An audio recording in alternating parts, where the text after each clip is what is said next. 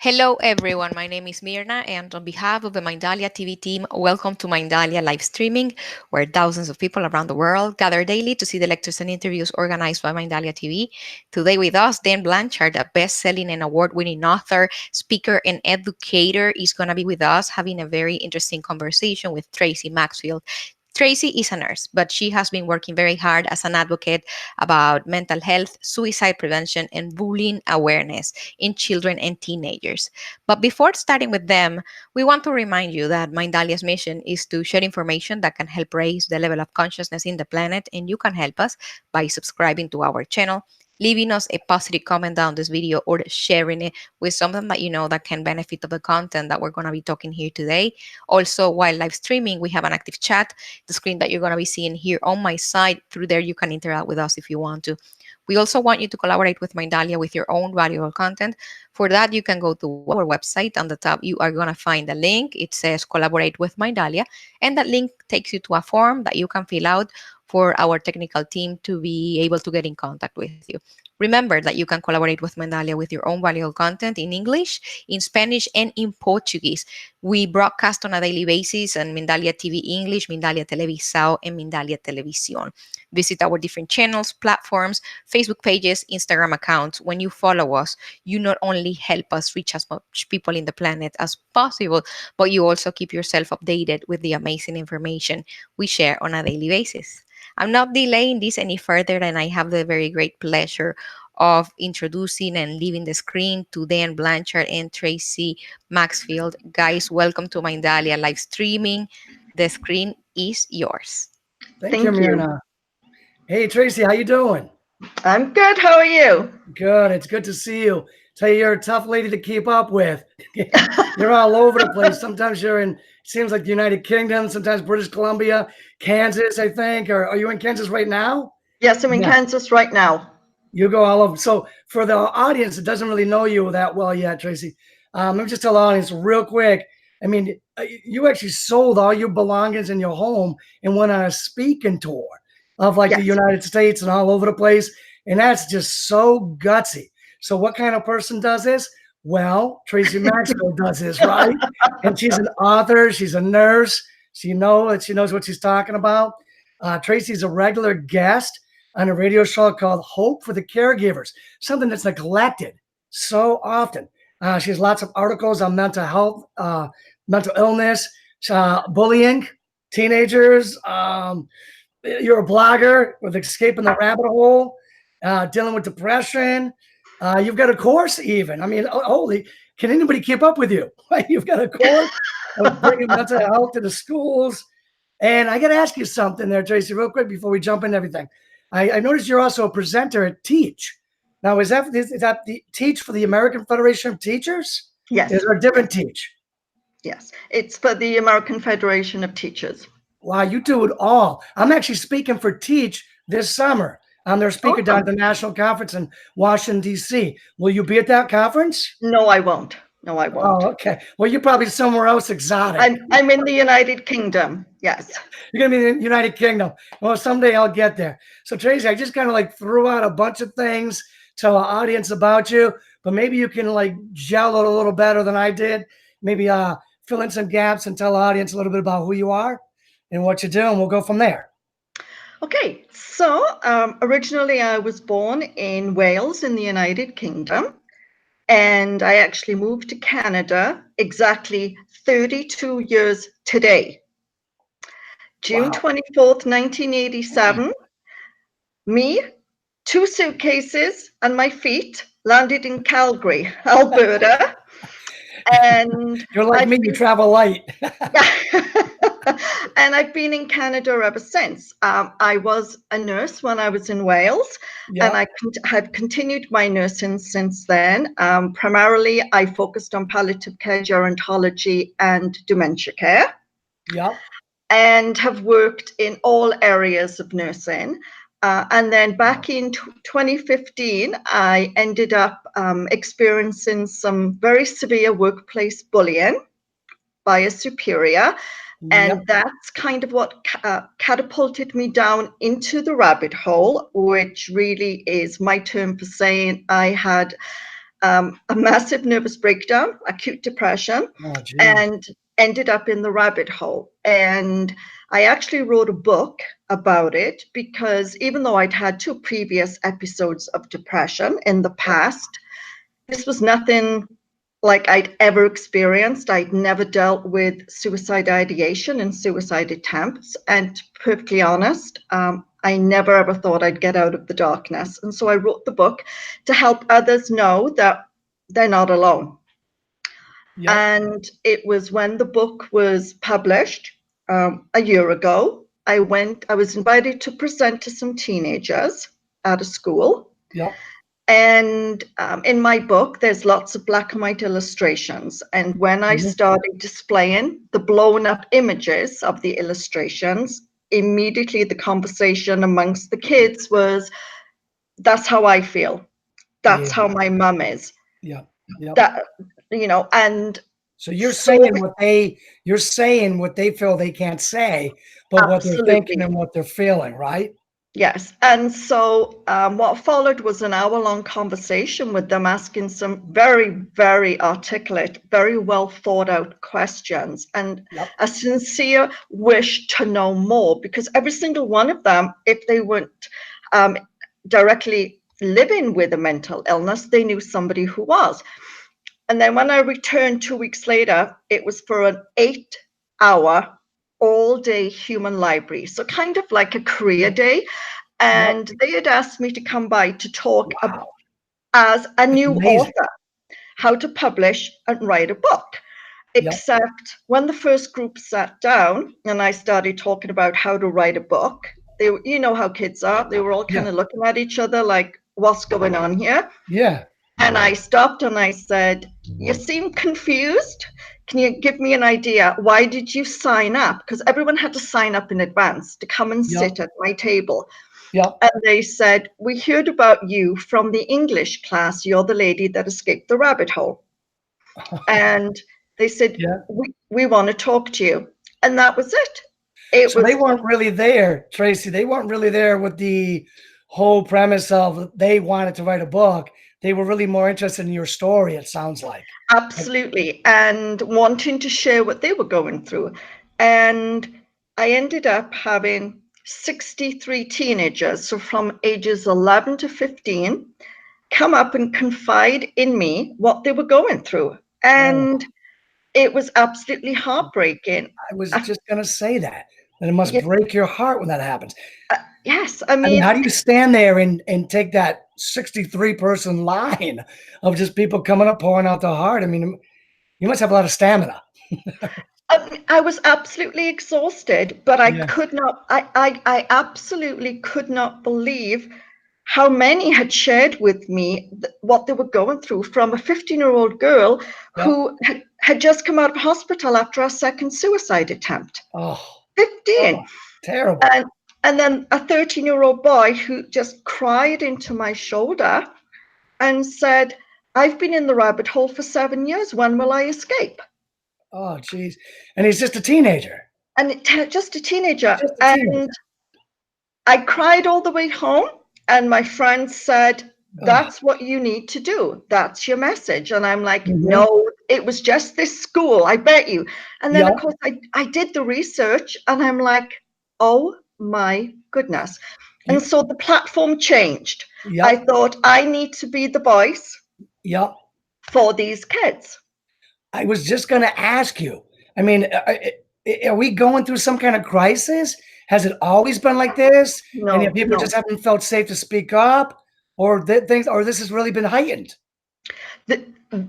We're going through, it's an epidemic. I mean, it's the worst it's ever been. And in fact, it was funny because I'm posting weekly YouTube videos now and blogs.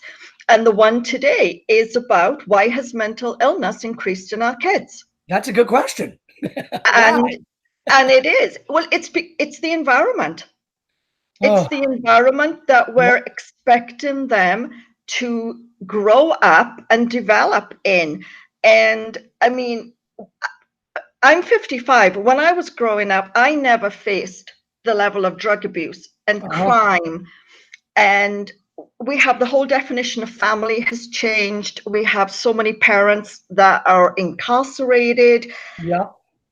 Oh, I mean, social media, huge Yeah. contributory factor. Let me bring you back, Tracy, just a little bit. When I was a kid, I imagine when you were a kid also, kindergarten was like half a day, not a whole day like it was. You learned to write your name, maybe a little alphabet, not like read chapter books like they do today. You took naps, you played, and then maybe you tried to race your friend on who could drink the milk the fastest, stuff like that, right? Today it's Absolutely. completely different. And I'm like looking at it going, was I just dumb back then? Or are they doing things wrong? And now I look, Tracy, and I see that they got this thing that they're putting into kindergartens now called like guided play, guided discovery play. And I'm like, since when do you have to teach a kid how to play? Exactly. I don't get that. No, I know. And what I find interesting is we have thrust on our kids from the moment they go to school that we share adult situations with them. We engage them within adult conversations, and we expect them to respond, but their brains aren't even developed yet. Yeah. And we never guide them and show them how they are supposed to respond and how they are supposed to cope. And so how can you expect a child to become an adult if we don't even show them how they are supposed to be? And when we took rest periods and play out of schools, that's when I think bullying increased. Yep.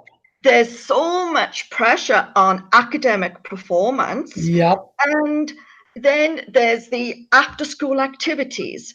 And it's the kids, and we're not even allowing kids to be kids anymore. They can't even go throw a ball around. It has to be all organized and supervised, and the rules, and it just drives me crazy. And another thing that I'm seeing, Tracy, is adults are not really being like adults or maybe like parents. They're being kind of like buddies, and they're sharing too much information. Yes. And that drives me crazy. I'm like, that's a kid. You don't go tell a kid adult things. Yes. Your mom is not, I hate to say, but your mother is not your best friend. I agree. Your mother is your parent. She is your confidant. She is your supporter. She is your advocate. She is your mentor. But she is not your best friend. And as soon as we started seeing people going on social media and saying, my mom is my best friend, we do everything together, that's when society started to fragment, and all of a sudden we have 13-year-olds who are being treated as if they're 30. Yep. And the brain doesn't even have the capacity to even understand their emotions and dealing with the hormones and the sense of what is appropriate and inappropriate. Yeah. And I think adults have got to do a better job with that. I mean, there are times my kids ask me questions or say, Dad, that's not fair, blah, blah, blah. And I want to protect myself and come out and say it's because of this. But then the adult in me says, no, my children are not ready for that kind of information. Exactly. So for now, the answer is no. You're going to have to trust me. I'll explain it to you when you get older. You know what I'm saying? And I'm not explaining it to you today. And it is. And I think, I mean, I understand that the whole family unit has changed. I get that. But it seems like when you bring up children, some parents, not all, but some parents are not even instilling good values into their children, like respect and compassion and politeness and that sense. Yes, and that sense of right and wrong. And no, you were 4 years old. You were not going to have your own iPhone. Exactly. Exactly. Right. And then we look and we say, look at the kids today. they have such a huge sense of entitlement. Everything is comparison and materialism and wanting to be bigger, better, best, and not understanding that, guess what? Life is hard and life sucks sometimes, and we really need to help you how to understand and cope with it to make you a well-adjusted person as you get older. But they're not doing that. They're not doing that. And the boundaries is what creates structure in their life and creates a sense of safety in their lives. So I'm thinking that this problem with all this depression and some of the things that go along with that, some of that is human made. We're trying to get our kids to excel. So we're putting too much pressure on them in academics with kindergarten where they don't even know how to play sports. They don't know how to throw a ball around. And then we're sharing too much information with them and trying to be their buddies because we thought our parents were too hard on us. So we're not going to do that to our kids. Except they've gone to the extreme. Oh, the pendulum has swung too far the other way. Yes. And I mean, and I think I've always said every single behavior that a person has, whether good or bad, there is a reason behind it. Good point. Yep. Right. There is a reason behind it. So and this is why bullying is our kids are in crisis with bullying. It has gone to the extremes where we even have kids dying by suicide because of bullying, and they've given it a name. They're calling it bully-cide. Oh, and it's like, how has this happened? And I mean, I know there's people, I have had hate mail when I talk about bullying and what we need to do. And bullying, it's a society problem, without a shadow of a doubt. It's a community problem. And we all need to come together. But something has to start at home. No doubt. There has to be a trusted adult figure in a kid's life who can listen to them and enable them to work through problems and help them not develop a backbone, but, learn to be able to stand up for themselves and to understand why kids do certain things. But instead, it's like we're wrapping them in so much bubble wrap. Yeah. And Tracy, I'm going to ask you in a moment how to dig yourself out of it. But before I do it, just real quick, I want to make a comment, is that I see way too often, like a teacher will call home and say, your kid was being mean to another kid or was angry and said angry words to another kid or to me, the teacher. And the parent would say something crazy like, well, what did you do to make my kid mad? Or what did the other kid do to make my kid mad? And it's like, no, you can't go there. Parents, you got to sit your kid down and you got to talk to them and say, you can't be mean to other kids. You can't be disrespectful to the adults. The police officer brings the kid home and the parent yells at the police officer.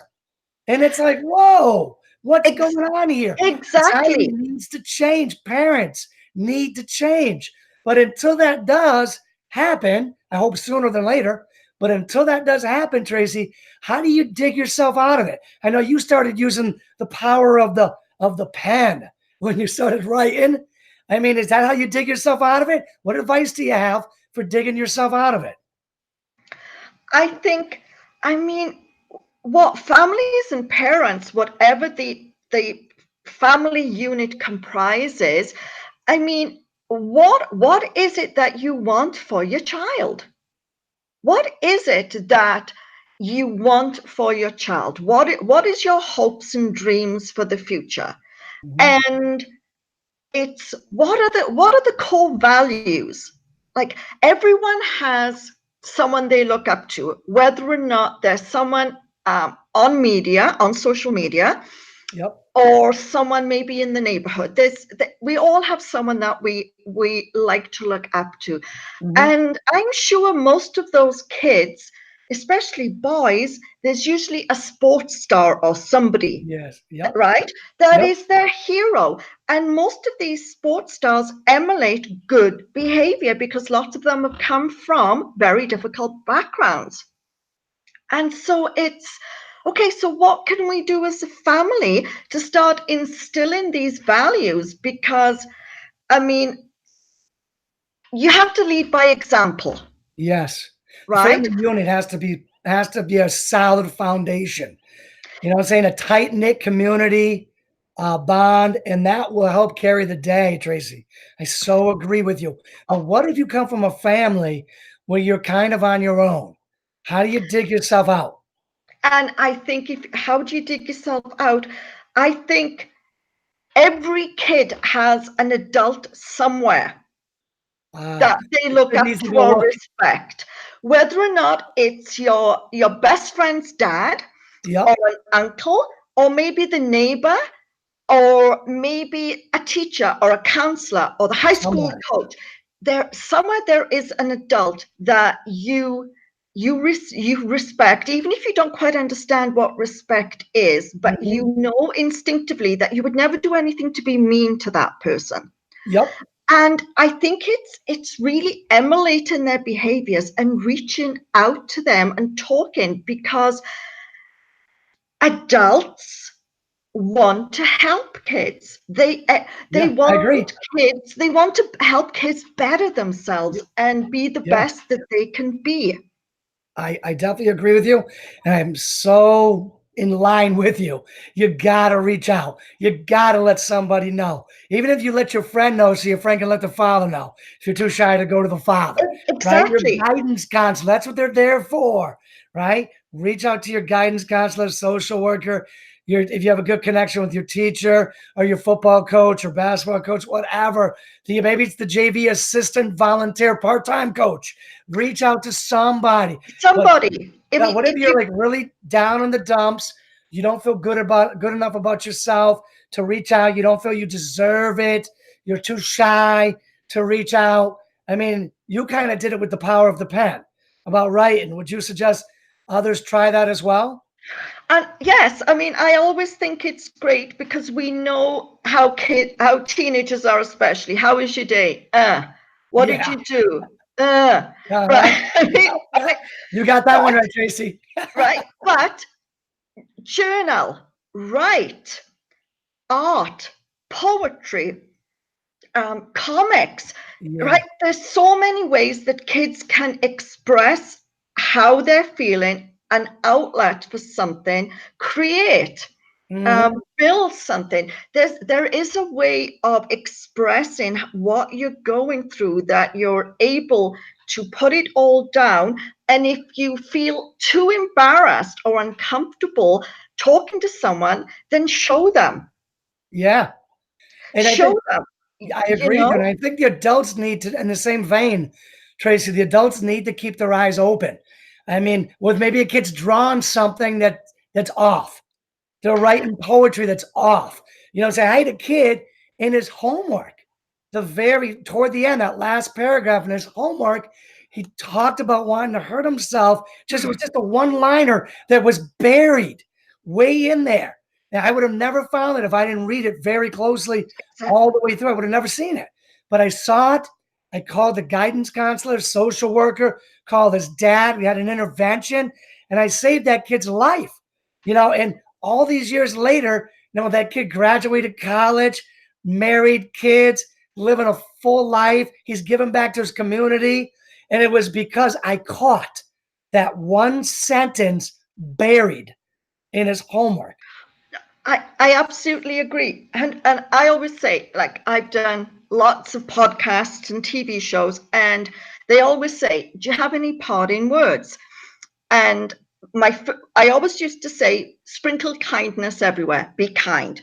And then I thought, no, I think I need to drive home how serious this problem is. And so Mhm. I say to any parents or parental figure that's listening to this right now, I want you to stop what you're doing and take 40 seconds out of your life and go and see your child, go and see your kid, whether or not they're out in the garage, outside, in their room, and sit next to them and say, I want you to know you're the best thing that's ever happened to me, and I love you, and I will walk through fire of hell to help you. And I said, even if they push you away, say, stop being so silly, then touch them, hug them, stroke their arm, do something for that connection. Yep. And say, I know, but I want you to know I love you to death. You are so important, and we love you. And I said, what you have to understand is that these kids do not feel worthy. They do not think the world would notice that they're missing. And you taking 40 seconds out of your life to just go and sit there and connect with them and let them know, even if they push you away and say, get the hell out, that's gone in there into the heart. Yeah, that's all part of the act. And it's touched them. And if they were thinking of doing something, they may suddenly have a second thought, or they may turn around and say, Mom, Dad, can we talk? I'm not feeling too good. What great advice. Right? Yeah. Because otherwise, if you sit there and you're listening to me and you laugh and go, what the hell do you know? I say to you, what does it hurt to go and spend those 40 seconds? How would you feel if you walk in the bedroom tomorrow morning and your child died by suicide overnight? They ended their life. Something you might have been able to prevent. How would you feel? Because everyone says it won't happen to me. I hate to tell you this. It will, and it could. Yeah. And so I know everyone is really busy and it's crazy and you want to give them their space. But sometimes you've just got to grab them, even if that's, and you can say something like, your haircut drives me crazy. And sometimes, I walk in your room and I'm like, what the heck? But I want you to know, I love you. Yeah. It's simple. I got to tell you, Tracy, I got 5 children. 2 of them are taller than me. One's a daughter, one's a son. They're the 2 that are taller than me. And I still hug them and kiss them and tell them I love them every day. And they tell me they love me back and hug me and kiss me. And I'm like, wow, that's just so cool. So for the parents out there, I got to say, listen, it's easier to do with the little ones. I got 3 little girls besides them. And when you do it with the little ones and you do it every single day, like Tracy's saying, every day, every night, like Tracy's saying, then it just becomes the norm. And then they get taller than you, and they still hug you and kiss you until they love you, and you do the same thing to them. And it's not weird. It's not weird. It's normal. because it's a trusted, respectful connection. Yeah. And they know that you are there for them. It doesn't matter what's going to happen. Yes. You are there for them because they are important and they are loved.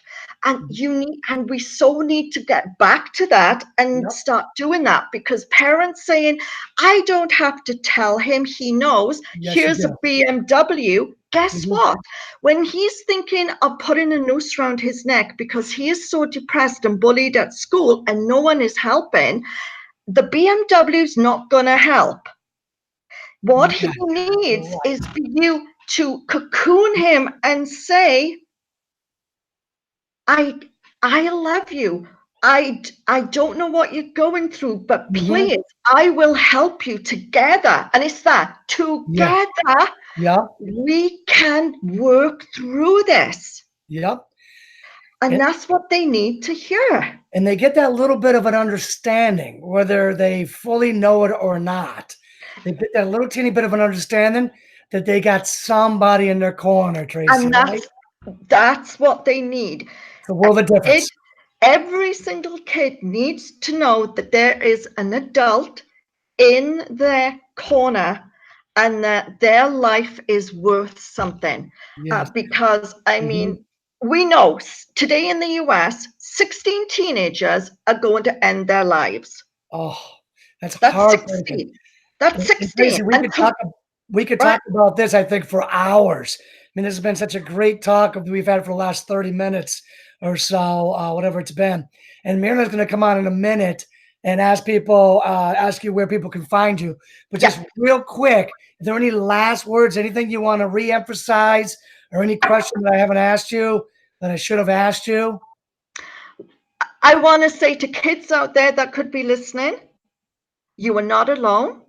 You are absolutely not alone. And to please reach out, and to parents, aunts, uncles, grandparents, any adult, if you have a kid in the family, you need to reach out and let them know that they are the best thing ever, and they are so loved, and they can turn to you for anything. You've got to drive that point home. Great closing, Tracy. Thank you. Hey, Myrna, welcome back. Thank you guys. Really, like we couldn't emphasize the things that you have said enough, and this is something that should be on air 24 hours a day. Thank you truly, Tracy, for the contribution that you have done. Thank you for allowing the Mindalia cameras being a channel for your ideas, for giving us your time that I know is very valuable, and you're all over the country, or several countries actually, bringing your word. It is very meaningful what you're doing. Where can our audience find you, please? It's the easiest way is to go to my website, www.traceymaxfield.com. And even if they forget that and they Google rabbit hole, I'll come up. Thank you. Definitely you coming out of the rabbit hole has been definitely a blessing for many people around. And Dan, where can our audience find you? Thank you, Myrna. They can just Google Dan Blanchard, author, writer, speaker, or whatever. All the social media channels, Amazon, The Storm. I'm all over. They'll find me easily, Myrna. And of course, Mindalia TV. Of course. Thank you. To our audience, of course, thank you for being with us, for liking, for subscribing, not only this channel, but Mindalia Televisao and Mindalia Televisión. We're sending you a very, very big hug from our heart to yours. And until next time.